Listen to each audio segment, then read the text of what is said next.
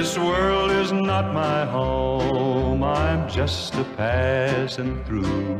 My treasures are laid up somewhere beyond the blue. The angels beckon me from heaven's open door, and I can't feel at home in this world anymore. So, in case you missed the lyrics of Mr. Reeves, I'm just a passing through. My treasures are laid up somewhere beyond the blue. The angels beckon me from heaven's open door, and I cannot feel at home in this world anymore. Oh Lord, you know I have no friend like you. If heaven's not my home, then Lord, what will I do? And then the chorus, the angels beckon me from heaven's open door, and I can't feel at home in this world anymore. Just over in glory land, we will live eternally. The saints on every hand are shouting victory. So that's from that old tune. So recently, my wife and I were watching one of Pastor Dan Gill's sermons called Our Inheritance is Hiding in Plain Sight, and I highly recommend that. There's the link. In this sermon, Pastor Dan Gill quotes from the famous Matthew 5:5, the meek or the humble shall inherit the earth forever. And then Pastor Dan notes that Jesus is probably alluding to an Old Testament scripture found in the book of Psalms.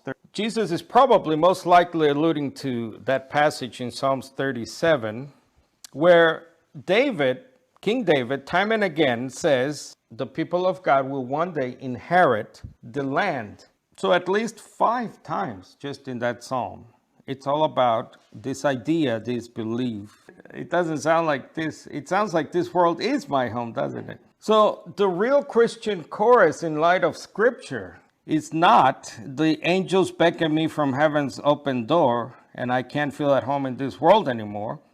But it should really be when God destroys the wicked, the meek shall inherit the earth and live in the earth forever.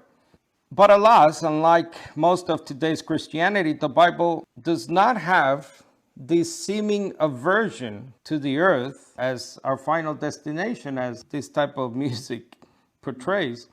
Instead, what you will read time and again in the Bible, it's about looking forward to one day the people of God, or Christians, not only taking ownership of the promised land in the Middle East, but from that promised land, from a renewed Jerusalem, we will rule not just the Middle East, but the world, the whole world, and nothing but the world, with Jesus forever. And then we read this interesting scripture in the New Testament, again from an Old Testament idea, in Hebrews 11, verse 8. By faith, Abraham, when he was called, obeyed by going out to a place which he was to receive for an, and there's that word, inheritance. This idea that the writer of Hebrews has, this belief, goes back, like I said, to the Old Testament. And you can find that in chapters like Genesis 12 and Genesis chapter 13. So again, we have this view, right? This image of inheriting, not heaven. Heaven is not your home. It's the earth. Later, the great and faithful Joshua, the man who took the Moses mantle, right, says to his fellow Israelites in Joshua 1:13, remember the word that Moses, the servant of the Lord, commanded you, and he's speaking to the Israelites back then. The Lord your God is providing you a place of rest and will give you this land. Again, that's that same idea. If I may quote our beloved brother Tom, it's all about the land.